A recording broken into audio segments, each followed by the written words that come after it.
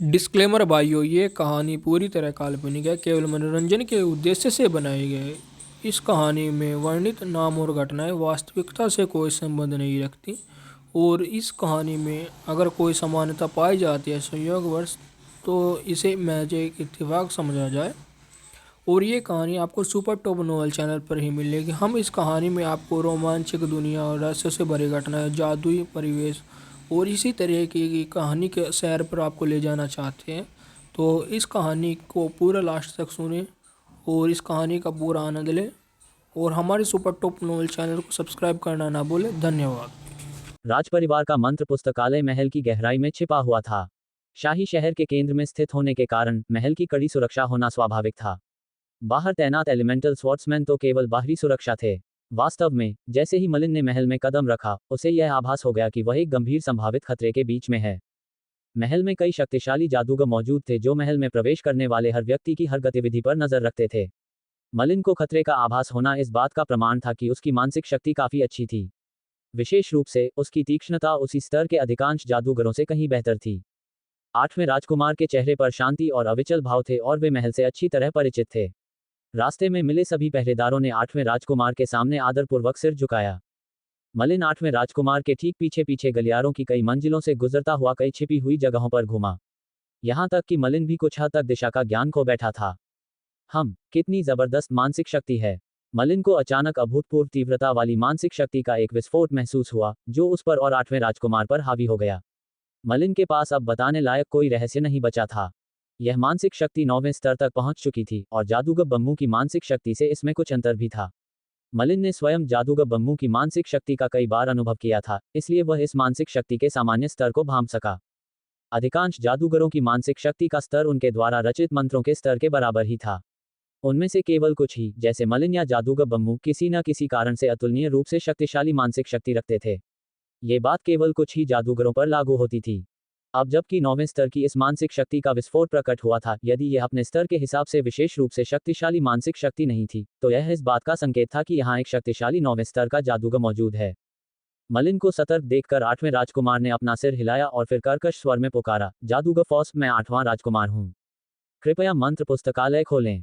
मलिन ने भौहें चढ़ाईं। यहाँ केवल खाली जगह थी, सिवाय दोनों सिरों पर रखी शुद्ध काले रंग की कांस्य की मूर्तियों के।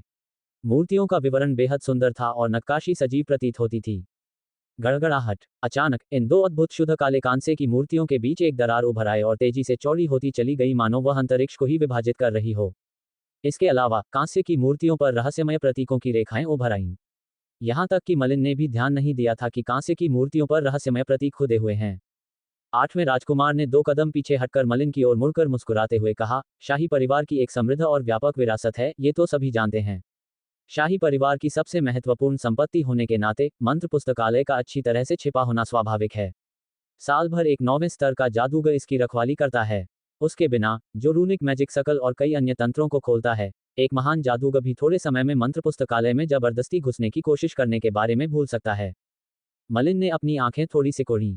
2 काली कांस्य मूर्तियों के बीच पत्थर की सीढ़ियों का एक लंबा गहरा रास्ता था। पता चला कि मंत्र पुस्तकालय यही था। वास्तव में यह अच्छी तरह से छिपा हुआ था।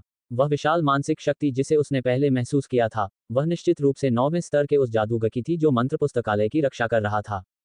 चल दर। आठवें राजकुमार ने मलिन को सीधे सीढ़ियों से नीचे उतार दिया। पत्थर की सीढ़ियों के घोर अंधेरे गलियारे में हवा में एक अजीब सी दुर्गंध फैली हुई थी। यहाँ से अक्सर लोग गुजरते होंगे। ताली बजाओ, ताली बजाओ, ताली बजाओ। आठवें राजकुमार ने हल्के से ताली बजाई। पल भर में अंधेरे में आग की एक हल्की सी रोशनी दिखाई दी। इसके बाद पत्थर की सीढ़ियों के दोनों ओर की दीवारों पर लपटें उठने लगीं, जिससे घोर अंधेरा मार्ग रोशन हो गया। मलिन को स्पष्ट रूप से महसूस हो रहा था कि यह मार्ग नीचे की ओर जा रहा है। बाहर का मौसम काफी शुष्क था, लेकिन भूमिगत गहराई में इतनी ठंड थी कि हड्डियां तक जम सकती थीं। अंततः वे पत्थर की सीढ़ियों के अंत तक पहुंच गए। वहां उन्हें पीतल के 2 बड़े दरवाजे मिले, जिन पर हथेली का निशान बना हुआ था। ये हथेली का निशान अजीब लग रहा था। इसके अलावा रहस्यमय प्रतीकों की रेखाओं ने विशाल पीतल के दरवाजों की रक्षा की थी। बलपूर्वक दरवाजों को तोड़ना अव्यावहारिक था। चाहे मलिन हो या आठवां राजकुमार, अब वे ऐसा नहीं कर सकते थे। फिर भी आठवें राजकुमार ने ये काम नियमित रूप से किया होगा। उन्होंने अपना दाहिना हाथ बढ़ाया और पीतल के बड़े दरवाजों पर बने निशान पर धीरे से दबाया। इसके बाद दरवाजे पर बने रहस्यमय चिन्ह धीरे धीरे सफेद रोशनी से चमक उठे और पीतल के बड़े दरवाजे धीरे धीरे खुलने लगे। चरमराहट। पीतल के बड़े दरवाजे खुले और अंदर एक विशाल भव्य हॉल दिखाई दिया जो भव्यता से सजा हुआ था। विशाल हॉल की चारों दीवारें दर्पण की तरह चमकते संगमरमर से जड़ी हुई थीं और फर्श सोने की परत चढ़े पत्थरों से बना था। हॉल के ऊपर वेलुरियम से बने कुछ विशाल पारदर्शी लटकते हुए दीपक थे। इन दीपकों में मुट्ठी के आकार के कीमती मोती जड़े हुए थे। मोतियों की चमक एक तेज और सौम्य रोशनी से जगमगा रही थी, जिससे निर्मल हॉल दिन के उजाले की तरह रोशन हो रहा था। आग की रोशनी की बिल्कुल भी आवश्यकता नहीं थी। इतने भव्य और विशाल हॉल को देखकर स्वयं मलिन भी अवाक रह गया। चाहे वह सोने की परत चढ़ी फर्श हो, दर्पण की तरह चिकना संगमरमर हो या वेलुरियम से बने लटकते दियों में जड़े अनमोल मोती, ये सब अनमोल थे। प्रकाश के लिए इस्तेमाल किए गए दियों में जड़ा कोई भी मोती बाहर एक अमूल्य खजाना होता, जिसकी कीमत बहुत अधिक होती। ब्लैक मून शाही परिवार हमेशा से ये दावा करता आया है कि उनकी विरासत 3600 वर्ष पुरानी है और वे मोल्टा साम्राज्य के शाही परिवार के वंशज हैं। फिलहाल इस सवाल को दरकिनार किया जा सकता है कि क्या ब्लैक मून शाही परिवार सिर्फ अपनी बढ़ाई कर रहा था। उनके पास मौजूद संसाधनों की मात्रा ही यह साबित करने के लिए काफी थी कि शाही परिवार को कम नहीं आंका जाना चाहिए, क्योंकि वे किसी भी बड़े जादूगर संगठन का मुकाबला कर सकते थे। 8वें राजकुमार ने भव्य हॉल को निहारा और उनकी आंखों में उत्साह की एक चमक कौंध गई। शाही परिवार के सदस्य के रूप में वह अनगिनत बार मंत्र पुस्तकालय आ चुके थे, लेकिन हर बार वे अचंभित रह जाते थे। हालांकि कोई राजकुमार भी अपनी मर्जी से मंत्र पुस्तकालय में प्रवेश नहीं कर सकता था और उसे भुट्टो 16वें की अनुमति की आवश्यकता होती थी। केवल ब्लैक मून राज्य का राजा ही अपनी इच्छा अनुसार मंत्र पुस्तकालय में जा सकता था। ब्लैक मून राज्य में कई ऐसे स्थान थे जो मंत्र पुस्तकालय जितने ही महत्वपूर्ण थे और जहां केवल राजा ही जा सकते थे। 8वें राजकुमार की सत्ता की लालसा मुख्य रूप से मंत्र पुस्तकालय जैसे आलीशान स्थानों की यात्राओं से उत्पन्न हुई, जिसने उनके हृदय में दबी इच्छा और महत्वाकांक्षा को जागृत कर दिया। एक दिन मैं शाही परिवार की हर चीज का मालिक बनूंगा। 8वें राजकुमार ने धीमी आवाज में कुछ बुदबुदाया। इसके बाद उसने अचानक अपना सिर उठाया और गहरी सांस ली। फिर वह चिल्लाया, जादूगर फॉस, सामने आओ। Whoosh whoosh. 8वें राजकुमार के बोलते ही हवा में काले रंग की एक तेज हवा का झोंका आया। मलिन को पता भी नहीं चला कि वह काली हवा कब आई। इसके बाद काली हवा छंट गई और बैंगनी बालों वाला एक बूढ़ा व्यक्ति दिखाई दिया जो स्वस्थ मन से लंबा और सीधा खड़ा था। बैंगनी बालों वाले बूढ़े व्यक्ति ने मलिन और 8वें राजकुमार पर सरसरी नजर डाली और फिर धीरे धीरे बोलने लगे, महाराज 8वें राजकुमार, आप मंत्र पुस्तकालय में आए या ना आए, लेकिन आपके पीछे खड़ा ये जादूगर, इसमें शाही खून नहीं है और यह राजपरिवार का सदस्य नहीं है। क्या महाराज नियमों को भूल गए हैं? मलिन ने अपनी आंखें थोड़ी सिकुड़ी और अभी अभी प्रकट हुए बैंगनी बालों वाले बूढ़े व्यक्ति को गौर से देखा। तो वह मंत्र पुस्तकालय का संरक्षक जादूगर, शक्तिशाली 9वें स्तर का जादूगर फॉसे था। जादूटोना पुस्तकालय शाही परिवार के लिए एक महत्वपूर्ण स्थान था और इसकी रक्षा शाही परिवार के एक शक्तिशाली 9वें स्तर के जादूगर द्वारा की जाती थी, जो किसी भी बाहरी व्यक्ति को अंदर नहीं आने देता था। हालांकि मलिन ने वास्तव में जादूटोना पुस्तकालय में प्रवेश नहीं किया था, लेकिन 8वें राजकुमार ने मलिन को जादूटोना पुस्तकालय के पास लाकर नियमों का उल्लंघन कर दिया था। फिर भी 8वें राजकुमार को कोई परवाह नहीं थी और वह बैंगनी बालों वाले बूढ़े व्यक्ति को टकटकी लगाकर देखता रहा। अचानक उसने कहा, जादूगर फॉस, क्या आपको अभी भी याद है कि आपने मेरी मां से एक वादा किया था? 8वें राजकुमार की माता का जिक्र होते ही जादूगर फॉस के चेहरे पर हल्का सा भाव बदल गया, जिसके बाद वह बेहद असहज प्रतीत हुए। वे केवल बेबस होकर सिर हिला सके। बेशक, मुझे महारानी की दयालुता याद है। मैंने उनसे जो वादा किया था, वह आज भी उतना ही मान्य है। लेकिन 8वें राजकुमार, आपको याद रखना होगा कि यह वादा केवल एक बार ही मान्य है। 8वें राजकुमार के होंठों के कोने पर हल्की सी मुस्कान आ गई। एक बार काफी है। तुम मेरे लिए चौथे राजकुमार को मारने को तैयार नहीं होगे, इसलिए मैं इस वादे का इस्तेमाल जादूगर मलिन के लिए करूंगा। मैं जादूगर मलिन को मंत्र पुस्तकालय में प्रवेश देना चाहता हूं। उसे एक दिन मिलेगा और वह शाही परिवार के हम सदस्यों की तरह अपनी पसंद के किसी भी मंत्र को देख सकेगा। जादूगर फॉस, आपका क्या कहना है? तभी मलिन को स्थिति का एहसास हुआ। 8वें राजकुमार द्वारा इतनी गंभीरता से प्रतिज्ञा लेना आश्चर्य की बात नहीं थी। दरअसल शाही परिवार के गैर सदस्यों को मंत्र पुस्तकालय में प्रवेश करने की अनुमति नहीं थी, लेकिन मंत्र पुस्तकालय की रक्षा करने वाले मंत्र विशेषज्ञ ने 8वें राजकुमार की माता से एक वादा निभाया था। इसी वजह से 8वें राजकुमार इतने आत्मविश्वासी थे। जादूगर फॉस एक पल के लिए हिचकिचाया, फिर उसने मलिन की ओर देखा और धीरे से बोला, मेरे स्वामी, एक दिन का समय बहुत लंबा है। मैं आपको ज्यादा से ज्यादा 8 घंटे दे सकता हूं और अंदर लिखे मंत्रों को देखने के बाद इसे किसी और को नहीं देना चाहिए। एक अनुबंध पर हस्ताक्षर करना होगा। 8वें राजकुमार ने माथे पर शिकन डाली। 8 घंटे में भला क्या किया जा सकता है? मंत्रों का चयन करने में ही कई घंटे लग जाते। उन जटिल मंत्रों को याद करने की बात तो छोड़ ही दीजिए, क्योंकि वे उन्हें निकाल नहीं सकते थे। हालांकि जैसे ही वह जादूगर फॉस के साथ आगे बातचीत करने वाले थे, मलिन उनके बगल में आ खड़ी हुई। जादूगर फॉस का मैं तहे दिल से आभारी हूं। 8 घंटे काफी होंगे। मलिन की सहमति देखकर 8वें राजकुमार ने सिर हिलाया। ठीक है, 8 घंटे ही सही। जादूगर मलिन, आप अनुबंध पर हस्ताक्षर कर दीजिए। मैं इन 8 घंटों तक यहीं बाहर इंतजार करूंगा और इस दौरान आपको किसी बात की चिंता करने की जरूरत नहीं है। अब जबकि 8वें राजकुमार ने चौथे राजकुमार को हरा दिया था, शाही शहर में राजपरिवार के कई सदस्यों के बीच उसका काफी प्रभाव था। ये सर्वविदित था कि 8वें राजकुमार के ही सिंहासन पर बैठने की सबसे अधिक संभावना थी। जादू की लाइब्रेरी के बाहर 8वें राजकुमार की मौजूदगी में अगर शाही परिवार का कोई और सदस्य भी आता तो वह उन्हें रोक सकता था। कोई भी उससे पंगा लेने की हिम्मत नहीं करता। इसके अलावा उन्हें संरक्षक जादूगर फौसे का समर्थन प्राप्त था। मलिन की सुरक्षा पूरी तरह सुनिश्चित थी। 8वें राजकुमार को उनके द्वारा किए गए इस प्रयास के लिए मेरा हार्दिक आभार। मलिन ने 8वें राजकुमार के सामने थोड़ा झुककर अभिवादन किया, जिसके बाद उसने एक गहरी सांस ली और विजार्ड फॉस के पीछे पीछे चलते हुए उनसे पहले स्पेल लाइब्रेरी में प्रवेश किया। बम! जादू टोने के पुस्तकालय के विशाल दरवाजे कसकर बंद हो गए। अंदर क्या हो रहा था, इस पर जासूसी करने वाला कोई नहीं था। मलिन शाही परिवार के मंत्र पुस्तकालय में घूम रहा था। हालांकि उसने संसाधन टावर के अंदर मंत्रों की पुस्तकों के ढेर देखे थे, फिर भी उसके सामने का दृश्य उसे अचंभित कर गया। लाल रंग की अलमारियों की कतारों पर किताबों के ढेर लगे हुए थे। उन पर स्पष्ट रूप से टैग भी लगे हुए थे। 0 स्तर के मंत्र, प्रथम स्तर के मंत्र, द्वितीय स्तर के मंत्र, तृतीय स्तर के मंत्र, चतुर्थ स्तर के मंत्र, पंचम स्तर के मंत्र और षष्ठम स्तर के मंत्र। इन मंत्रों को आगे वायु प्रकार, अग्नि प्रकार, जल प्रकार, वज्र प्रकार, हिम प्रकार, पृथ्वी प्रकार, अंधकार प्रकार आदि में विभाजित किया गया था। ये कहा जा सकता है कि मंत्रों के प्रकार अतुलनीय रूप से व्यापक थे और इनकी संख्या भी बहुत अधिक थी। मलिन ने अंधकार प्रकार के मंत्रों में से एक को बेतरतीब ढंग से चुना। अंधकार प्रकार के मंत्र मिलना मुश्किल था।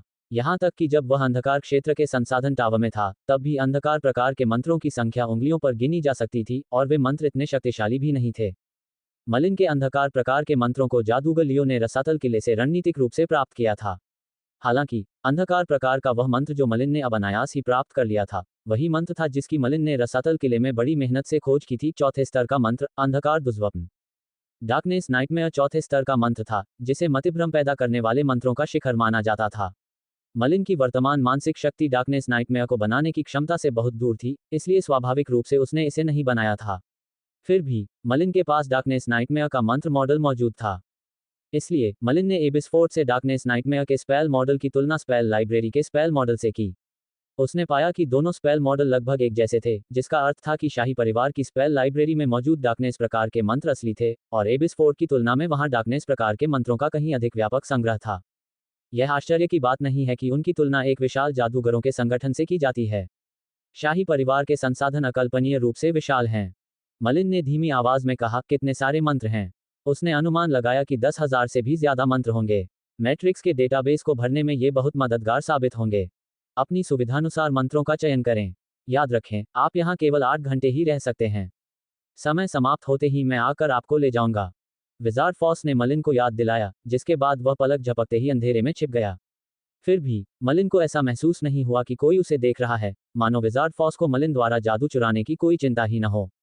मलिन ने एक गहरी आह भरी। जाहिर है, वह कोई मंत्र नहीं चुराएगा क्योंकि उसे ऐसा करने की जरूरत नहीं थी। उसने मैट्रिक्स का उपयोग करने की योजना बनाई थी, जिसमें वह मौजूद सभी मंत्रों का प्रयोग करके उसके डेटाबेस को भरेगा। दूसरे शब्दों में, वह शाही परिवार के सदियों पुराने मंत्र पुस्तकालय के पूरे संग्रह की प्रतिलिपि बनाने जा रहा था। मैट्रिक्स, किताबों में लिखे सभी मंत्रों को स्कैन करने के लिए तैयार हो जाओ। बीप, कार्य प्राप्त हुआ। स्कैनिंग शुरू करें। कृपया धैर्य रखें। मैट्रिक्स ने स्कैनिंग शुरू कर दी। एक महान जादूगर भी मैट्रिक्स के बारे में पता नहीं लगा सकता था। इसलिए जादूगर फौज से भी मैट्रिक्स का पता नहीं लगा सकता था, भले ही वह अपनी मानसिक शक्ति का उपयोग करके मलिन की जासूसी करे। इतनी बड़ी संख्या में पुस्तकों को स्कैन करने में कुछ समय लगेगा। इसलिए मलिन धैर्यपूर्वक प्रतीक्षा करने लगा। बीच बीच में कुछ मंत्रों के पन्ने बेतरतीब ढंग से पलटता रहा, मानो वह कोई मंत्र खोज रहा हो। हालांकि विजार्ड फॉस मानसिक शक्ति का उपयोग करके उस पर जासूसी नहीं कर रहा था, लेकिन मलिन जानता था कि निश्चित रूप से कोई और अधिक गुप्त तरीका होगा जिससे विजार्ड फॉस उसकी हर गतिविधि पर नजर रख सके। ये बात सचमुच सच थी। फिलहाल जादूगर फॉस को मलिन की हर गतिविधि की जानकारी थी। उनका काम मंत्र पुस्तकालय के संपूर्ण संग्रह की रक्षा करना था। चूंकि 8वें राजकुमार ने अतीत में महारानी के उनके प्रति दयालु व्यवहार का जिक्र किया था, इसलिए जादूगर फॉस ने अनिच्छा से मलिन को मंत्र पुस्तकालय में प्रवेश करने की अनुमति दी थी। हालांकि अगर मलिन ने सचमुच मंत्र पुस्तकालय से कोई मंत्र चुराने की हिम्मत की, तो वह कोई दया नहीं दिखाएगा। ऐसा लगता है कि जादूगर फॉस ने देखा कि मलिन अच्छे व्यवहार वाला था और केवल मंत्रों के मॉडल देख रहा था। शायद वह जटिल मंत्र मॉडलों को याद कर रहा था, लेकिन उसने कोई मंत्र चुराने की कोशिश नहीं की। मंत्रों का संग्रह कितना गहरा है? कितना विशाल। मंत्र का स्तर जितना ऊंचा होगा, मंत्र मॉडल को याद करना उतना ही मुश्किल होगा। यह मलिन व्यर्थ ही 5वें और 6ठे स्तर के मंत्रों को याद करने की कोशिश कर रहा है। समय और अवसर की कितनी बर्बादी। इस तरह के 1 लाख में एक मौके और सिर्फ 8 घंटों में अगर वह चौथे स्तर के कुछ मंत्रों को याद करने का प्रयास करे तो शायद उसे कुछ फायदा हो। लेकिन चूंकि वह अपनी क्षमता से अधिक करने की कोशिश कर रहा है, इसलिए उसकी सफलता सीमित ही होगी। जादूगर फॉस ने देखा कि मलिन ने 5वें और 6ठे स्तर के मंत्रों को देखना शुरू कर दिया था और सोचा कि ऐसा इसलिए था क्योंकि मलिन अपनी क्षमता से अधिक काम हाथ में ले रहा था, अपना समय और अवसर बर्बाद कर रहा था। आखिरकार, मंत्रों का प्रयोग करने वालों के लिए यह सर्वविदित था कि यदि किसी की मानसिक शक्ति समान स्तर तक नहीं पहुंची है, तो वह अधिक उन्नत मंत्रों का अनुकरण करने में असमर्थ होगा और केवल उन्हें याद करने में ही बहुत अधिक प्रयास करना पड़ेगा। मलिन के पास फिलहाल केवल चौथे स्तर की मानसिक शक्ति थी। इसलिए स्वाभाविक रूप से, यदि वह 5वें और 6ठे स्तर के मंत्रों को याद करना चाहता, तो यह एक कठिन और व्यर्थ कार्य होता। जादूगर फॉस ने इसे मलिन द्वारा अपनी क्षमता से अधिक काम हाथ में लेने के रूप में गलत समझा। हालांकि, असल में मलिन सिर्फ दिखावा कर रहा था, वह मंत्रों के मॉडल को यूं ही देख रहा था। उसे उन जटिल मंत्रों को याद करने के लिए अपनी मानसिक शक्ति पर जोर डालने की बिल्कुल जरूरत नहीं थी। मैट्रिक्स द्वारा मंत्र पुस्तकालय के हर मंत्र को स्कैन किए जाने के कारण, वह बाहर जाने के बाद आराम से उन्हें देख सकता था। जादूगर फॉस ने मलिन के इरादों को गलत समझा और उस पर कम ध्यान दिया। उसने मलिन को बिल्कुल भी परेशान नहीं किया। वह चाहता था कि 8 घंटे जितनी जल्दी हो सके बीत जाएं ताकि मलिन को वहां से भेजा जा सके और किसी भी अनावश्यक परेशानी से बचा जा सके। आखिरकार, विजार्ड फॉस नियमों का उल्लंघन कर रहा था। अगर शाही परिवार के वरिष्ठों को इस बात का पता चल जाता, तो विजार्ड फॉस को कड़ी सजा मिलती, भले ही वह खुद भी एक वरिष्ठ था। बीप, स्कैन पूरा हो गया। कुल मिलाकर 35,489 मंत्र हैं। क्या इन सभी को डेटाबेस में संग्रहित किया जाना चाहिए? महज 1 घंटे में मैट्रिक्स ने मंत्र पुस्तकालय के सभी मंत्रों को स्कैन कर लिया था। फिर भी, मंत्रों की संख्या देखकर मलिन एक पल के लिए अचंभित रह गया। वहां 30,000 से भी अधिक मंत्र थे। मलिन थोड़ा आश्चर्यचकित रह गया। शुरुआत में मैट्रिक्स में केवल लगभग 200 मंत्र ही थे। उसके अनुमानों के अनुसार एक नया मंत्र बनाने के लिए 1000 या उससे अधिक मंत्र पर्याप्त होने चाहिए। हालांकि, अब उसके पास डेटाबेस में 30,000 से भी अधिक मंत्रों को शामिल करने का काम था। क्या इसका मतलब यह था कि वह तुरंत एक नया मंत्र बना सकेगा? जैसे ही उसने ये सोचा, मलिन की धड़कन अनायास ही तेज हो गई। मैट्रिक्स, डेटा एकीकरण प्रक्रिया शुरू करो और एक नया चौथे स्तर का मंत्र प्राप्त करो। मलिन ने गहरी सांस ली और अपनी बेचैन भावनाओं को शांत करने के लिए खुद को मजबूर किया, फिर मैट्रिक्स को यह आदेश दिया। बीप, डेटा एकीकरण की प्रक्रिया जारी है। चौथे स्तर के नए मंत्र की व्युत्पत्ति प्रगति पर है। बीप, कमांड त्रुटि। कृपया कमांड को विस्तार से दर्ज करें और मन शक्ति से जोड़ें। मैट्रिक्स की कमांड आवाज अचानक गूंज उठी। मलिन का डेटा एकीकरण का दूसरा प्रयास भी असफल रहा। कमांड एरर, मुझे माइंड पावर के साथ बाइंड करने की जरूरत है। मलिन ने अपनी भौहें सिकोड़ी। मैट्रिक्स महज एक साधारण क्वांटम कैलकुलेटर था और उसके पिछले जीवन में विज्ञान के चरम विकास का उत्पाद था, जब मन शक्ति जैसी कोई चीज नहीं थी।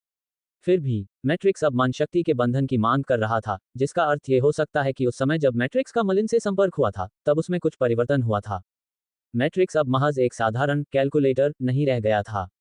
हालांकि उसे यह नहीं पता था कि मैट्रिक्स के साथ क्या हुआ था। मलिन जानता था कि अगर उसने मैट्रिक्स के निर्देशों का पालन नहीं किया, तो वह कभी भी कोई नया मंत्र नहीं बना पाएगा। इसलिए, मलिन ने धीरे से उत्तर दिया, मन की शक्ति को बांधो। बीप, माइंड पावर का बंधन सफलतापूर्वक स्थापित हो गया। कृपया कार्य दर्ज करें। डेटाबेस में मौजूद मंत्रों को आधार बनाकर एक नया चौथे स्तर का मंत्र विकसित करें। कुछ देर रुकने के बाद मलिन को लगा कि कुछ गड़बड़ है। सोचने के बाद उसे एहसास हुआ कि चौथे स्तर के मंत्रों का दायरा बहुत व्यापक था। भले ही मैट्रिक्स की परिचालन क्षमताएं असाधारण थीं, लेकिन यह आदेश बहुत अस्पष्ट था। इसके अलावा, इसे 30,000 से अधिक मंत्रों के आधार पर तैयार करना पड़ता। आवश्यक गणना की मात्रा चौंका देने वाली होगी। इसलिए, मलिन ने अपनी गलती सुधारी और आगे बढ़ा। डेटाबेस में मौजूद मंत्रों को आधार बनाकर एक नया चौथे स्तर का अग्नि प्रकार का मंत्र बनाओ। बीप, कार्य प्राप्त हुआ। विश्लेषण जारी है। ये सब करने के बाद, मलिन घबराकर इंतजार करने लगा। उसे पता ही नहीं चला कि मंत्र पुस्तकालय में प्रवेश किए हुए कई घंटे बीत चुके थे। मलिन के लिए यह अत्यंत महत्वपूर्ण था कि क्या वह कोई नया मंत्र बना पाएगा या नहीं। मंत्रों के सबसे गौरवशाली युग में कुछ असाधारण रूप से प्रतिभाशाली मंत्रकार चौथे स्तर से आगे अकेले ही अपने मंत्रों का निर्माण करने में सक्षम थे। मलिन जन्म से ही मंत्र निर्माण में निपुण नहीं था। उसने आज जो कुछ भी हासिल किया है, वह मैट्रिक्स की बदौलत ही संभव हो पाया है। इसलिए, मैट्रिक्स ही उसकी सफलता की नींव थी। अतीत में, मैट्रिक्स केवल स्थिरता, अनुकूलता, शक्ति और अन्य उन पहलुओं को ही प्राप्त करता था जो एक अपेक्षाकृत अच्छे और सुव्यवस्थित स्पेल मॉडल का निर्माण करते थे। ये वास्तव में एक बहुत बड़ा लाभ था जिससे मलिन बेहद प्रसन्न था। उसकी वर्तमान सफलता मैट्रिक्स की सहायता से अविभाज्य थी। हालांकि मैट्रिक्स में अब कुछ बदलाव आ चुका था। अब ये केवल मंत्र मॉडलों की साधारण गणना और विश्लेषण के लिए ही नहीं था। मलिन इसका उपयोग नए मंत्रों को विकसित करने के लिए भी करना चाहता था। इस लक्ष्य को प्राप्त करने के लिए मलिन ने अनेक बलिदान दिए थे और स्पेल लाइब्रेरी में प्रवेश करने का यह अवसर पाने के लिए अथक प्रयास किए थे। मैट्रिक्स के लिए 30,000 से अधिक मंत्र एकत्र किए थे। इसके परिणामस्वरूप 30,000 से अधिक संदर्भ बिंदु प्राप्त हुए, जो मैट्रिक्स के डेटा एकीकरण प्रक्रिया को जारी रखने के लिए पर्याप्त थे। ये सब मलिन का अनुमान मात्र था, यानी वह सिर्फ एक अटकलबाजी कर रहा था। मैट्रिक्स नए मंत्र उत्पन्न कर सकता है या नहीं, फिलहाल इस संबंध में सफलता के कोई उदाहरण मौजूद नहीं थे। 4 घंटे, 5 घंटे, 6 घंटे, 7 घंटे। समय तेजी से बीत गया। पता ही नहीं चला कि मलिन को जादू की लाइब्रेरी में 7 घंटे से ज्यादा का समय हो गया था। जादूगर फॉस द्वारा निर्धारित 8 घंटों में से अब ज्यादा समय नहीं बचा था। विजार्ड फॉस ने तो अपना सारा ध्यान मलिन पर केंद्रित करना शुरू कर दिया था और चुपचाप समय सीमा समाप्त होने का इंतजार कर रहा था। वूश! मलिन की आंखों के सामने का आकाश अचानक चमक उठा। जादूगर फॉस बिना किसी चेतावनी के प्रकट हो गया, रहस्यमय तरीके से एक बार फिर मलिन के सामने आ गया। आपका समय समाप्त हो गया है। आपको चले जाना चाहिए। विजार्ड फॉस ने अपनी ठंडी निगाहें मलिन पर टिका दी। निराशा से भरे चेहरे के साथ मलिन ने बुदबुदाते हुए कहा, यह काम नहीं किया। या मेरा विचार बहुत सरल था, एक नया मंत्र विकसित करने का। एक कड़वी मुस्कान के साथ मलिन धीरे धीरे उठा और जादूगर फॉस के पीछे पीछे उस रहस्यमय और गहरी पत्थर की सीढ़ियों वाले मार्ग से एक बार फिर गुजरने लगा। बीप! डेटा एकीकरण प्रक्रिया सफल रही। मलिन के दिमाग में एक बार फिर उस निर्जीव, मशीनी महिला की आवाज गूंजी। हालांकि इस बार मलिन का पूरा शरीर कांप उठा और उसके चेहरे पर तुरंत ही आनंद की एक अनियंत्रित अभिव्यक्ति दिखाई दी। मलिन ठंडी पत्थर की सीढ़ियों से विजार्ड फॉस के ठीक पीछे पीछे चल रहा था। मैट्रिक्स की मशीनी महिला आवाज उसके दिमाग में गूंजती रही। बीप! डेटा एकीकरण प्रक्रिया सफल रही। कुल 239 अग्नि प्रकार के चौथे स्तर के मंत्र प्राप्त हुए। डेटा अधूरा है, कृपया डेटा एकत्र करना जारी रखें और डेटाबेस में भरें। मैट्रिक्स ने वास्तव में 200 से अधिक अग्नि प्रकार के चौथे स्तर के मंत्रों का संग्रह तैयार कर लिया था। हालांकि डेटाबेस में 30,000 से अधिक मंत्र मौजूद थे, फिर भी मैट्रिक्स को लगता था कि डेटा अधूरा है, इसलिए मलिन को आश्चर्य हुआ। सदियों से संचित डेटा की यह मात्रा किसी बड़े मंत्र शिक्षकों के संगठन के बराबर थी। फिर भी यह मैट्रिक्स के डेटाबेस को भरने के लिए पर्याप्त नहीं था। ऐसा लगता है कि मुझे जब भी मौका मिले, मंत्रों की खोज जारी रखनी होगी और डेटाबेस को अपडेट करना होगा। अगर मैट्रिक्स के बारे में सबसे ज्यादा जानकारी रखने वाला कोई व्यक्ति था, तो वह निश्चित रूप से मलिन ही था। हालांकि डेटाबेस में मौजूद डेटा पूरी तरह से पूर्ण नहीं था, लेकिन पूर्ण तो केवल एक सापेक्ष शब्द था। अगर यह वास्तव में पूर्ण होता, तो मैट्रिक्स से प्राप्त मंत्र निश्चित रूप से बहुत भयानक होते, जिनमें लगभग कोई स्पष्ट कमजोरी नहीं होती। हालांकि डेटाबेस अभी पूरी तरह से तैयार नहीं था, फिर भी उससे प्राप्त मंत्र अत्यंत शक्तिशाली थे। मलिन ने तुरंत मैट्रिक्स से प्राप्त 200 से अधिक मंत्रों को निर्यात किया। वह ये देखना चाहता था कि उनमें ऐसा क्या अनूठा था। अंततः मलिन द्वारा विकसित नए मंत्रों में एकमात्र समस्या अनुकूलता की थी। जब मलिन ने सभी मंत्र मॉडलों को देखा, तो उसे अचानक एहसास हुआ कि सभी मंत्र मॉडलों में वास्तव में 90% से अधिक अनुकूलता थी। कुछ मंत्र तो 100% अनुकूलता तक भी पहुंच गए थे। ये कल्पना करना वाकई मुश्किल था। एक ही मूल के मंत्रों के लिए भी, यदि उन्हें जागरूकता में निर्मित किया जाए, तो भी 100% अनुकूलता प्राप्त करना असंभव होगा। 100% अनुकूलता केवल स्वयं की उत्पत्ति और निर्माण द्वारा, अपनी स्वयं की मानसिक शक्ति, पहले से निर्मित मंत्र मॉडल आदि के साथ मिलान करके ही प्राप्त की जा सकती है। मलिन को स्पष्ट रूप से समझ में आया कि मैट्रिक्स को पहले मानसिक शक्ति को बांधने की आवश्यकता क्यों थी। ऐसा इसलिए था ताकि मंत्रों को उसकी मानसिक शक्ति के अनुसार उत्पन्न किया जा सके, जिससे अधिक अनुकूलता हो सके। ये चौथे स्तर के अग्नि प्रकार के मंत्र अधिकतर आक्रामक थे। बेशक कुछ मंत्र बंधन प्रकार के थे या उनके अन्य प्रभाव थे। फिर भी जब मैट्रिक्स ने मलिन का पीछा किया और इस वर्तमान दुनिया में प्रवेश किया, तो कुछ परिवर्तन हुए प्रतीत हुए। जब यह मंत्रों को उत्पन्न करता था, तो यह मलिन द्वारा पहले से निर्मित मंत्रों के आधार पर एक बिल्कुल नया मंत्र बनाता था। दरअसल नए मंत्रों की रचना करते समय 7वें स्तर के मंत्रज्ञों द्वारा यही सबसे आम तरीका अपनाया जाता था। यदि पहले से निर्मित मंत्र मूलतः हिंसक आक्रमणकारी मंत्र थे, तो नए मंत्रों की रचना भी इसी प्रकार से की जानी चाहिए। तभी नए मंत्रों की रचना करना आसान होगा, जिनकी अनुकूलता भी बढ़ जाएगी। मैट्रिक्स ने ठीक यही किया था। इसने मलिन द्वारा पहले से निर्मित मंत्रों को मिला दिया था, जिनमें 0 स्तर का मंत्र फायरबॉल, प्रथम स्तर का मंत्र फ्यूरियस फ्लेम, द्वितीय स्तर का मंत्र सी ऑफ परगेटरी फायर और तृतीय स्तर का मंत्र कंडेंसर्ड फायर शामिल थे। ये चारों मंत्र अग्नि प्रकार के थे, जो अत्यंत हिंसक, अपार आक्रमण शक्ति वाले और पूरी तरह से विस्फोटक थे। अतः इस बार मैट्रिक्स से प्राप्त 200 से अधिक नए मंत्रों का कुल योग भी हिंसक विशेषताओं और असाधारण रूप से शक्तिशाली आक्रमण शक्ति से युक्त था। चौथे स्तर का मंत्र तीसरे स्तर के मंत्र से गुणात्मक रूप से उन्नत होता है। इसकी शक्ति कई गुना बढ़ जाती है और यह हर पहलू में कहीं अधिक शक्तिशाली होता है।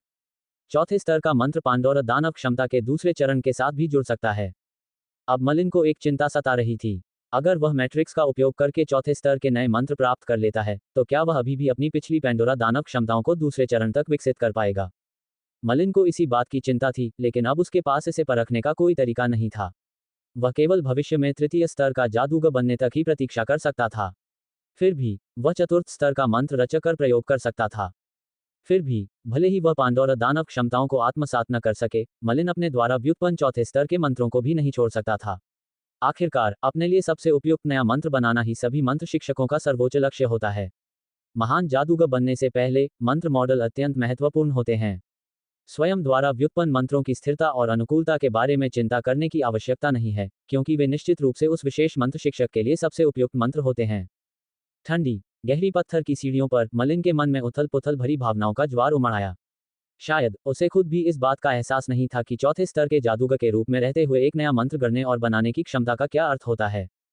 मंत्र विद्या के सबसे गौरवशाली युग में भी चौथे स्तर के मंत्र विद्या विशेषज्ञ के रूप में स्वतंत्र रूप से नए मंत्रों की रचना और निर्माण करने वाले ही सबसे असाधारण, विलक्षण और प्रतिभाशाली मंत्र विद्या विशेषज्ञ माने जाते थे। इसके अलावा जीवन में उनकी बाद की उपलब्धियों की कल्पना करना लगभग असंभव था।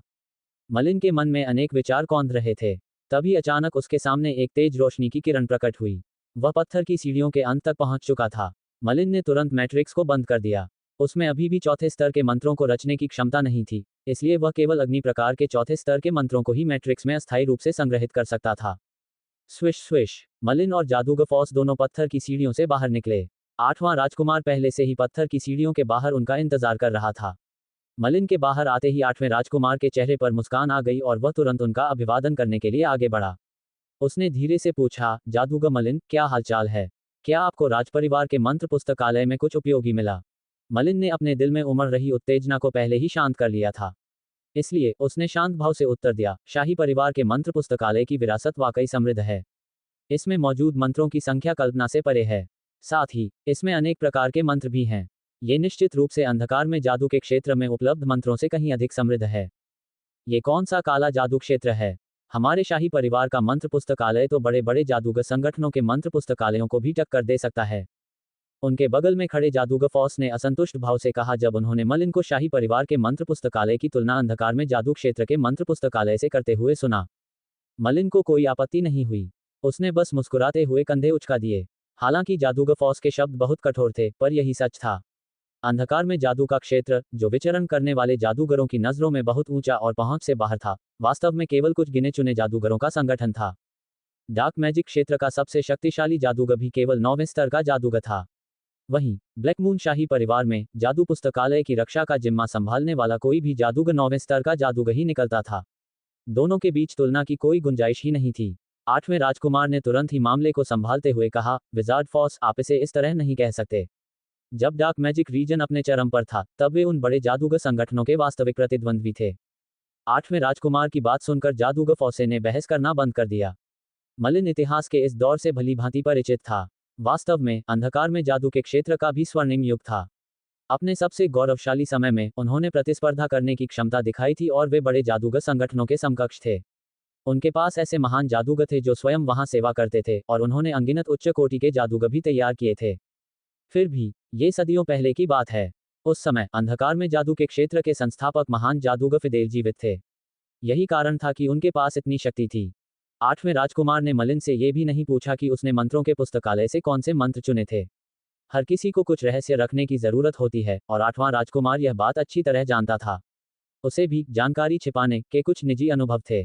जैसे ही मलिन आठवें राजकुमार के साथ प्रस्थान करने के लिए तैयार हुआ, उसे जादूगर फॉस ने रोक दिया। विजार्ड फॉस ने अपनी अंगूठी से एक अनुबंध पत्र निकाला और ठंडे स्वर में कहा, इस अनुबंध पर हस्ताक्षर करो। तुम शाही परिवार के मंत्रों के पुस्तकालय में मौजूद मंत्रों को कभी भी दूसरों को नहीं सौंपोगे। जादूगर फॉस लंबे समय से तैयार था। हालांकि उसने रानी से किए वादे के चलते एक बार मलिन को मंत्र पुस्तकालय में प्रवेश करने देकर अपनी प्रतिज्ञा तोड़ दी थी, लेकिन अंततः शाही मंत्र पुस्तकालय की रक्षा करना उसका कर्तव्य था। इसका मुख्य उद्देश्य मंत्रों को बाहरी दुनिया में फैलने से रोकना था। राजपरिवार के सदस्यों को स्वाभाविक रूप से किसी अनुबंध पर हस्ताक्षर करने की आवश्यकता नहीं थी। आठवें राजकुमार जैसे व्यक्तियों ने पहले ही कई शाही मंत्र बाहरी लोगों को सौंप दिए थे। इस बार चौथे राजकुमार के विरुद्ध बड़े युद्ध में मलिन ने बहुत महत्वपूर्ण भूमिका निभाई। वास्तव में परिपूर्ण कवच नामक मंत्र जो युद्ध में निर्णायक साबित हुआ, वास्तव में राजपरिवार का ही मंत्र था। फिर भी इसे 8वें राजकुमार ने मलिन को सौंप दिया था। फिर भी जब मलिन मंत्र पुस्तकालय में दाखिल हुआ था, तब तक उसे कुछ मंत्र लगभग याद हो चुके थे। जादूगर फॉस स्वाभाविक रूप से कोई और जोखिम नहीं लेना चाहता था और मलिन को मंत्र बाहर ले जाने नहीं देना चाहता था। इसलिए उसे एक अनुबंध पर हस्ताक्षर करना पड़ा। सौभाग्यवश मलिन ने मंत्र पुस्तकालय में प्रवेश करने से पहले ही एक अनुबंध पर हस्ताक्षर करने की सहमति दे दी थी, इसलिए उसकी ओर से कोई संकोच नहीं था। ये केवल ये सुनिश्चित करने की एक प्रक्रिया थी कि वह शाही मंत्रों को बाहरी दुनिया में न फैलाए। उसने मैट्रिक्स का उपयोग करके कई शाही मंत्रों के डेटा को एकीकृत किया था और कई नए मंत्र बनाए थे, लेकिन उन पर कोई प्रतिबंध नहीं था। मलिन उन नए मंत्रों का प्रयोग अपनी इच्छानुसार किसी भी प्रकार से कर सकता था। मैट्रिक्स के एकीकरण के बाद मलिन असीमित रूप से सभी प्रकार के नए मंत्र प्राप्त करता रहा। उस समय तक विल्सन वंश को एक शक्तिशाली मंत्र प्रबंधक वंश में बदलने के अपने लक्ष्य में मलिन को मंत्रों के बारे में चिंता करने की कोई आवश्यकता नहीं रह गई थी।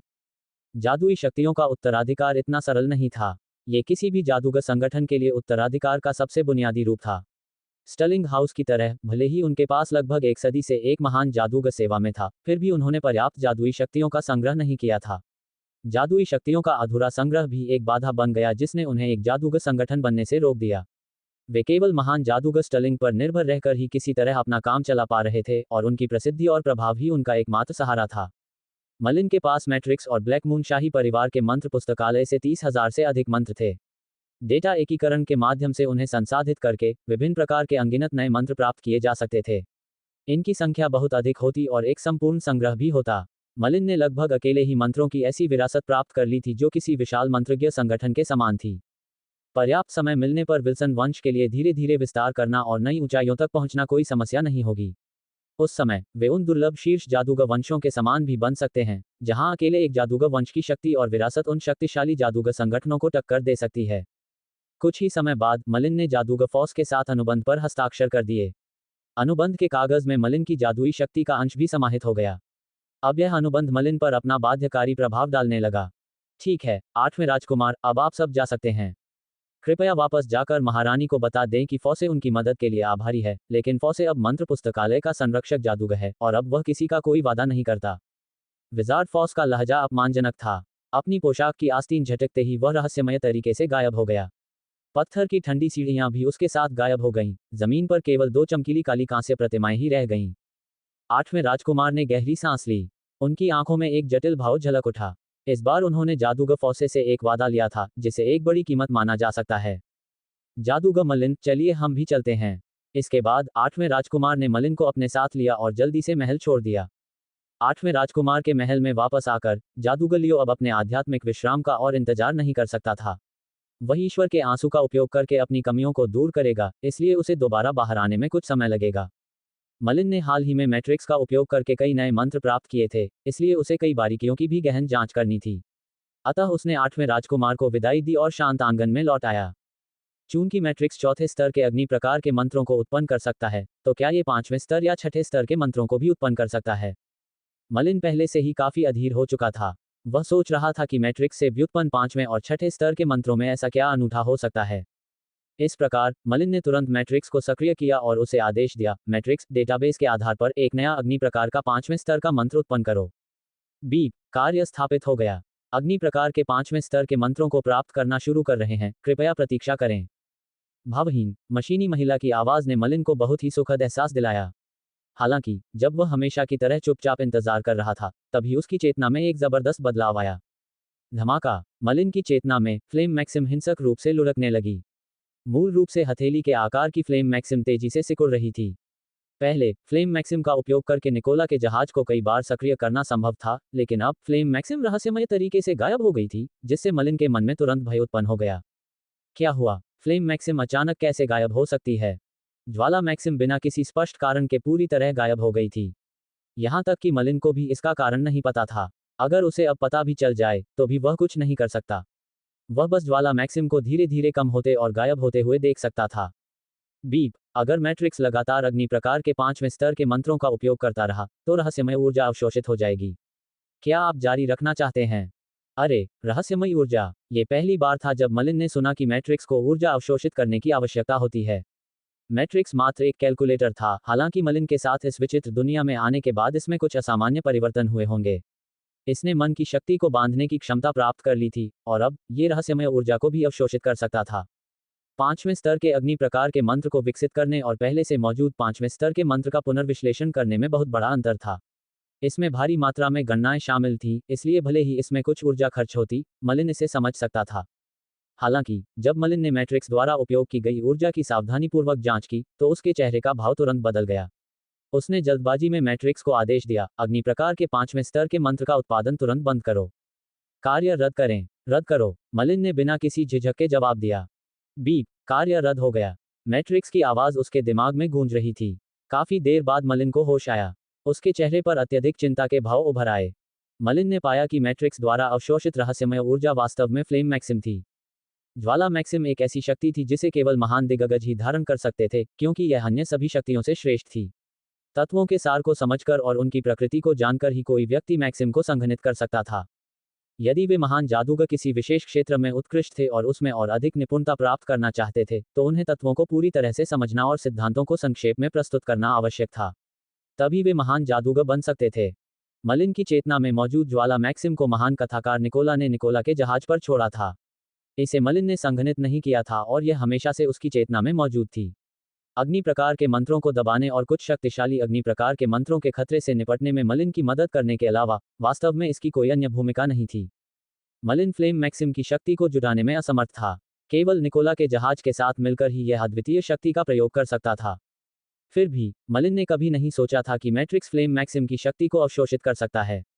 इसके अलावा मैट्रिक्स ने शक्ति को तब अवशोषित करना शुरू किया जब वह 5वें स्तर के मंत्रों के बजाय 4थे स्तर के अग्नि प्रकार के मंत्रों का उपयोग कर रहा था। मलिन ने इस बात पर ध्यान नहीं दिया क्योंकि 4थे स्तर के मंत्रों को प्राप्त करते समय ज्वाला मैक्सिम से अवशोषित शक्ति इतनी स्पष्ट नहीं थी। हालांकि 5वें स्तर के मंत्रों को प्राप्त करने के लिए ज्वाला मैक्सिम की एक विशाल मात्रा की आवश्यकता थी। यही वह कारक था जिसने उसकी चेतना में ज्वाला मैक्सिम के परिवर्तन को प्रेरित किया, जिससे मलिन को यह पता चला कि मैट्रिक्स ज्वाला मैक्सिम को अवशोषित करने में सक्षम है।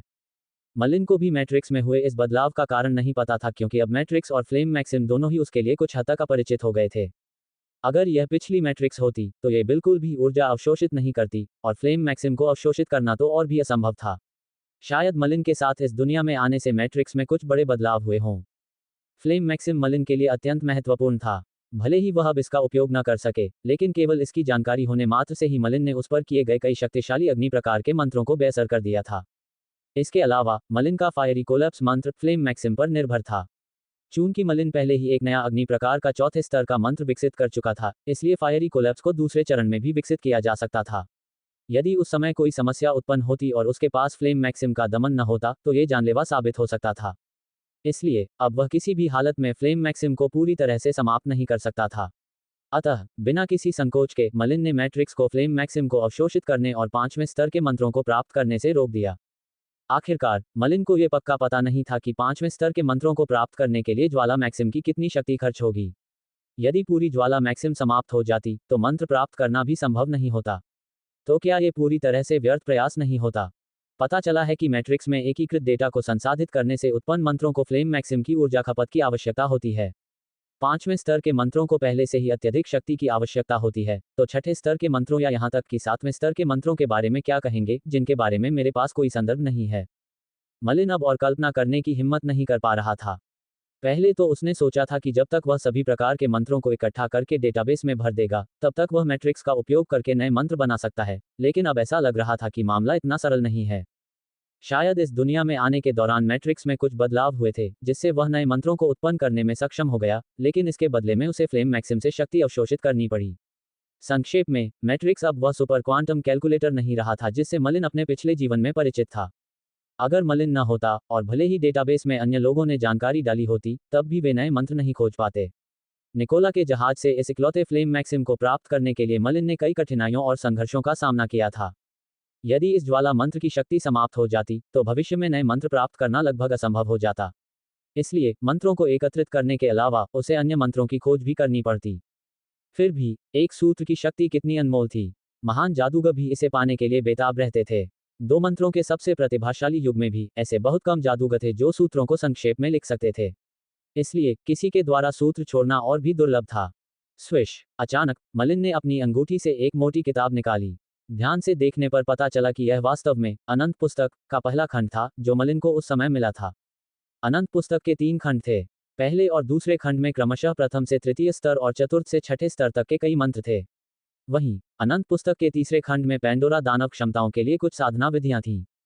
मलिन के पास नेवरएंडिंग बुक का पहला खंड था, इसलिए उसने नेवरएंडिंग बुक के रहस्यों को उजागर किया। जैसे ही वह नेवरएंडिंग बुक के तीनों खंड एकत्र कर लेता, उसे वह मैक्सिम प्राप्त हो जाता जिसे नेवरएंडिंग बुक छोड़ने वाले जादूगर ने सीलबंद कर रखा था। कहने का तात्पर्य यह था कि वर्तमान में मलिन मैक्सिम के ठिकाने का पता लगाने का प्रयास कर रहा था। यदि भविष्य में इस मैक्सिम को प्राप्त करने का कोई अवसर मिला, तो वह मैट्रिक्स की सहायता से एक बार फिर कुछ नए मंत्रों का आविष्कार कर सकता था। उफ, ये सोचकर मलिन ने राहत की सांस ली।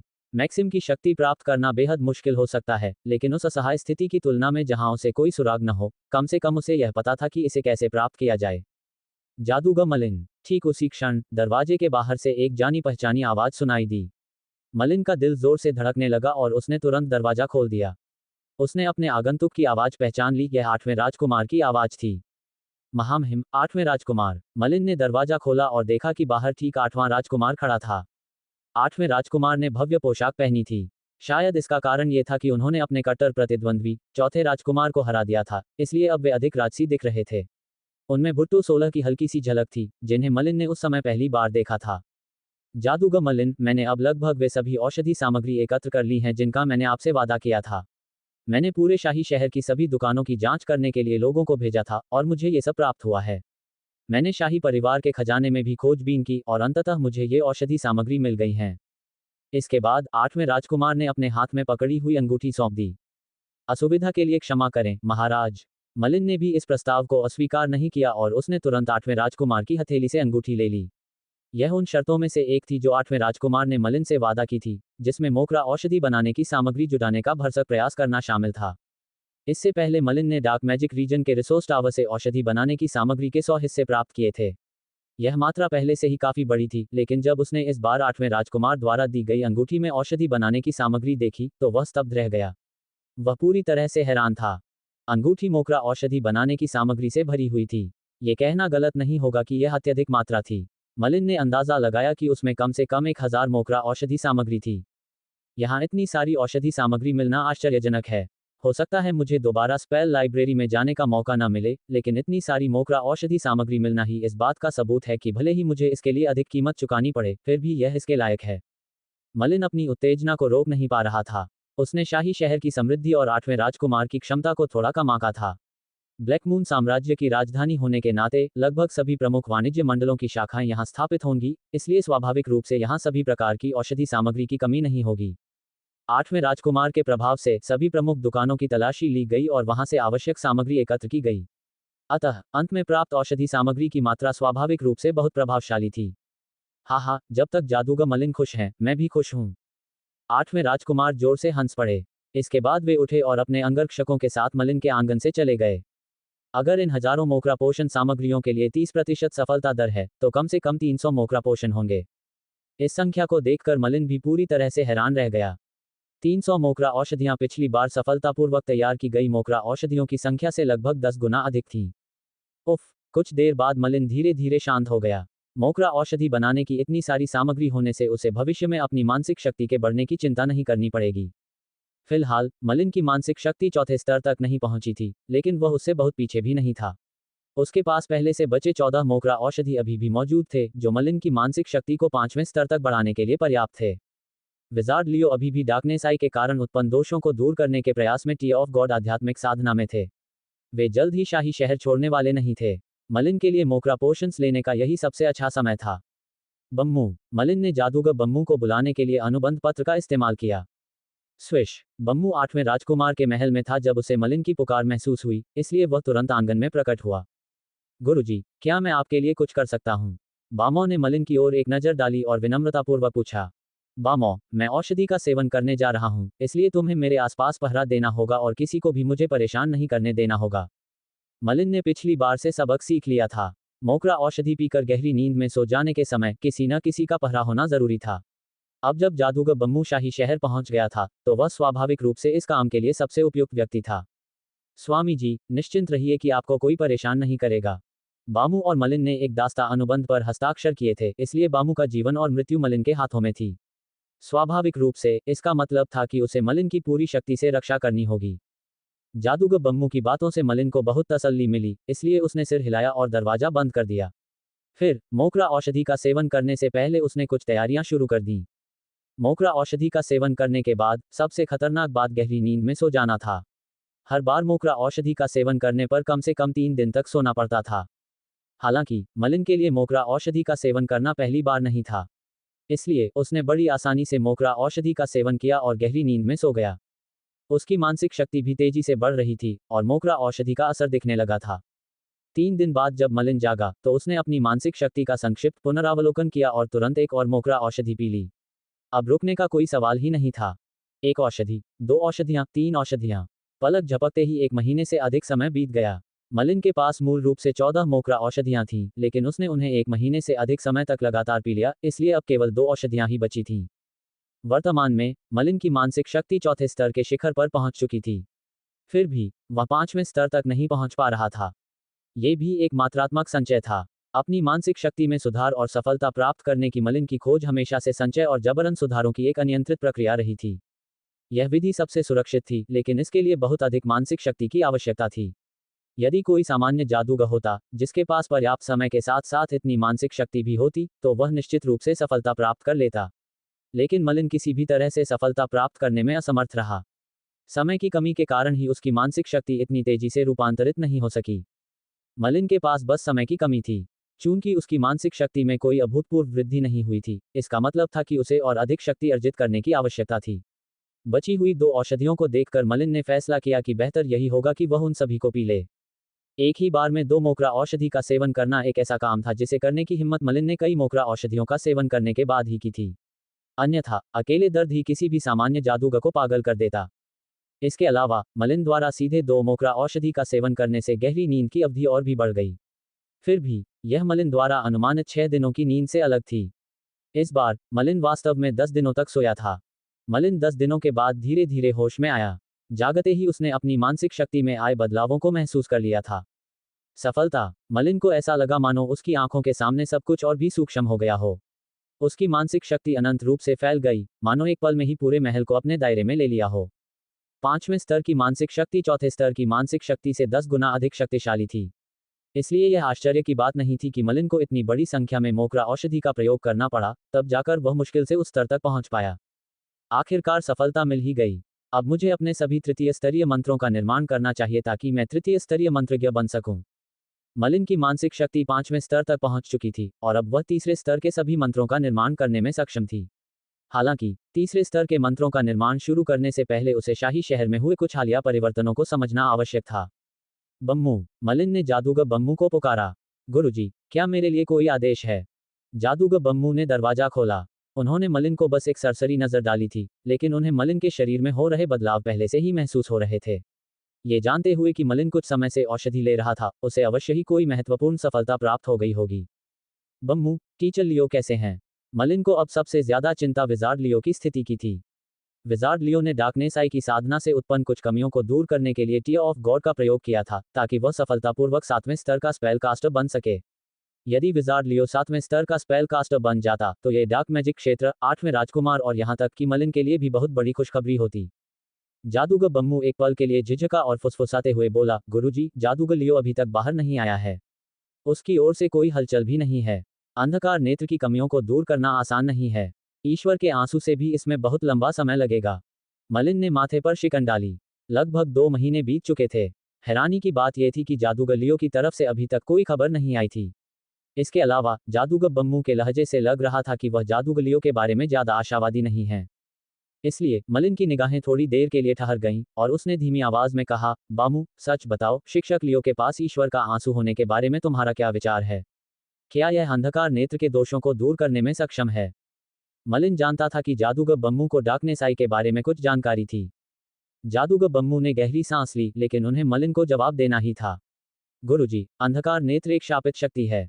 ईश्वर का आंसू बेशक अनमोल है, लेकिन प्रकाश के गिरजाघर में इसकी सीमित मात्रा ही बची है। अतीत में कुछ लोगों को यह शक्ति प्राप्त हुई थी, लेकिन इतने वर्षों बाद भी मैंने किसी ऐसे व्यक्ति के बारे में नहीं सुना जिसने अंधकार नेत्र की पूर्ण क्षमता का अभ्यास किया हो। हालांकि बम्मू ने मलिन के सवाल का सीधा जवाब नहीं दिया, लेकिन उनके शब्दों का अर्थ पहले से ही स्पष्ट था। मलिन का चेहरा उतर गया। उसे भी उम्मीद नहीं थी कि डार्कनेस आए इतनी परेशानी खड़ी करेगी कि भगवान के आंसू भी उसके दोषों को दूर नहीं कर पाएंगे। इसके अलावा बामाओ को जादूगर लियो की स्थिति के बारे में भी कोई अच्छी खबर नहीं थी। हालांकि इस मामले में मलिन वैसे भी ज्यादा मदद नहीं कर सकता था। वह केवल चुपचाप इंतजार कर सकता था, इस उम्मीद में कि कोई अच्छी खबर मिलेगी। ठीक है, तुम बाहर पहरा देते रहो। अगर तुम्हें शिक्षक लियो के बारे में कोई खबर मिले तो मुझे तुरंत सूचित करना। लगभग तुरंत ही जादूगर बम्मू चुपचाप उस जगह से फिर से चला गया, कमरे में केवल मलिन को छोड़कर। मलिन ने अंगूठी से धागे से बंधी एक किताब निकाली। उसमें तृतीय स्तर के कई मंत्र लिखे थे। ये वही मंत्र थे जो 8वें राजकुमार ने पहले मलिन को दिए थे, ऐसे मंत्र जिन्हें केवल शाही परिवार ही बना सकता था। ये मंत्र वास्तव में मैट्रिक्स के डेटाबेस में भी संग्रहित थे। मलिन ने इनकी तुलना की और पाया कि ये बिल्कुल एक जैसे थे। इससे ये स्पष्ट हुआ कि 8वें राजकुमार ने वास्तव में अपना सब कुछ झोंक दिया था और मलिन का समर्थन पाने के लिए सभी शाही मंत्रों को पुनः प्राप्त कर लिया था। मलिन ने किताब में लिखे मंत्रों के पन्ने पलटे, फिर उसे वापस अंगूठी में रख दिया और सोचने लगा। अब मलिन की चेतना में 3 तृतीय स्तरीय मंत्रों का निर्माण हो चुका था: संघनित अग्नि, अंधकार भंवर और परिपूर्ण कवच। उसे अभी भी शेष 3 तत्वों, हिम प्रकार, वायु प्रकार और वज्र प्रकार के तृतीय स्तरीय मंत्रों का निर्माण करना था। तभी वह तृतीय स्तरीय मंत्रज्ञ बन सकता था। मलिन की मानसिक शक्ति पहले से ही 6 तृतीय स्तरीय मंत्रों को संभालने के लिए पर्याप्त थी, लेकिन अब वह एक और दुविधा का सामना कर रहा था: मंत्रों का चुनाव। मैट्रिक्स के डेटा एकीकरण से एक नया मंत्र प्राप्त हुआ था। चूंकि चौथे स्तर के मंत्र प्राप्त किए जा सकते हैं, तो तीसरे स्तर के मंत्र भी निश्चित रूप से प्राप्त किए जा सकते हैं। इसलिए मलिन के पास अब 2 विकल्प थे: नवनिर्मित मंत्रों को चुनकर तृतीय स्तर के मंत्र प्राप्त करना या पहले से तैयार तृतीय स्तर के मंत्र का उपयोग करना। व्युत्पन्न मंत्रों का उपयोग करने से स्वाभाविक रूप से कई लाभ होते थे, जैसे मंत्र शक्ति में वृद्धि, उच्च अनुकूलता आदि। लाभ वास्तव में अनेक थे, लेकिन मंत्रों को व्युत्पन्न करते समय मैट्रिक्स को फ्लेम मैक्सिम से शक्ति का उपभोग करना पड़ता था। इस समय मलिन के पास ज्वाला शक्ति की सबसे अधिक कमी थी। ज्वाला शक्ति का केवल एक अंश ही शेष था। यदि इसका अत्यधिक उपयोग हो गया, तो भविष्य में दूसरा चतुर्थ स्तरीय मंत्र प्राप्त करना बहुत कठिन हो जाएगा। तीसरे स्तर के मंत्रों के लिए भले ही मैं व्युत्पन्न मंत्रों का उपयोग करूं, शक्ति थोड़ी बढ़ सकती है, लेकिन इससे कोई खास फर्क नहीं पड़ेगा। केवल चौथे स्तर के निर्मित मंत्र ही गुणात्मक अंतर दिखाते हैं। केवल थोड़ी सी मंत्र शक्ति और अनुकूलता बढ़ाने के लिए कीमती फ्लेम मैक्सिम को अभी क्यों खर्च करना? मलिन के मन में अनगिनत विचार उमड़ रहे थे। वह इस बारे में ध्यानपूर्वक सोच रहा था। जैसे जैसे वह अपने मन को व्यवस्थित करता और इस पर गहराई से विचार करता, उसे यह महसूस होता जा रहा था कि उसे तीसरे स्तर के मंत्रों को प्राप्त करने के लिए ज्वाला मैक्सिम की शक्ति को व्यर्थ नहीं जाने देना चाहिए। भविष्य में मलिन को चौथे स्तर का मंत्र बनाना होगा। अब जब ज्वाला मैक्सिम की शक्ति बहुत कम हो गई है, और अगर वह शक्ति बिल्कुल भी ना बचे, तो वह चौथे स्तर का मंत्र कैसे बना पाएगा? यदि वह चौथे स्तर के मंत्रों का प्रयोग नहीं कर पाता, तो उसे लाभ से कहीं अधिक हानि होती। अंततः चौथे स्तर के मंत्र ही वास्तविक गुणात्मक परिवर्तन लाते हैं। मंत्र की समग्र शक्ति में बहुत सुधार होता है। काफी सोच विचार के बाद मलिन ने अंततः निर्णय लिया। तीसरे स्तर के मंत्रों को प्राप्त करने के लिए बहुमूल्य ज्वाला मैक्सिम का उपयोग करने के बजाय उसने शेष मंत्रों की रचना के लिए 8वें राजकुमार द्वारा दिए गए शाही मंत्रों का उपयोग करने का निर्णय लिया। उसने अपना मन बना लिया था। अब सवाल सिर्फ ये था कि कौन सा मंत्र चुना जाए। ये काफी आसान था। मलिन ने ध्यानपूर्वक छानबीन करके तीसरे स्तर का वायु प्रकार का मंत्र शैडो गस्ट, तीसरे स्तर का गरज प्रकार का मंत्र इन्फिनिट थंडर और तीसरे स्तर का बर्फ प्रकार का मंत्र फ्रोजन स्पेस चुना था। चाहे वह शैडो गस्ट हो, इन्फिनिट थंडर हो या फ्रोजन स्पेस, ये सभी मंत्र द्वितीयक मंत्रों के आधार से विस्तारित किए गए थे। ये मंत्र वास्तव में एक ही मूल के थे। यह एक लाभ भी था क्योंकि उनमें आपस में अधिक अनुकूलता थी। इसके साथ ही मंत्र मॉडल जागरूकता में भी अधिक स्थिर हो सकते थे। भविष्य में जब मलिन मैट्रिक्स का उपयोग करके नए चौथे स्तर के मंत्र बनाएगा, तो उसे इन मंत्रों के आधार पर लगभग 100% अनुकूलता वाले मंत्रों का चयन करना चाहिए। भविष्य में जब वह एक महान जादूगर बनेगा, तो उच्च अनुकूलता वाले मंत्रों का चयन करने पर ही मंत्र मॉडलों को आपस में जोड़ना आसान होगा। कई जादूगरों ने प्रथम, द्वितीय और तृतीय स्तर के मंत्रों का निर्माण करते समय ही महान जादूगर बनने की संभावना पर विचार कर लिया था। अन्यथा भले ही उनमें असाधारण प्रतिभा होती, महान जादूगर बनने की उनकी यात्रा आसान नहीं होती और न ही वे कहावतों को संक्षेपित करके किंवदंती बन पाते। हालांकि मलिन ने जानबूझकर अपने मंत्रों की अनुकूलता को नियंत्रित नहीं किया, लेकिन मैट्रिक्स पर भरोसा करके उनके मंत्रों की अनुकूलता उन प्रतिभाशाली मंत्र चालकों की तुलना में कहीं अधिक थी। मंत्रों का चयन करने के बाद मलिन ने तुरंत मैट्रिक्स शुरू कर दिया।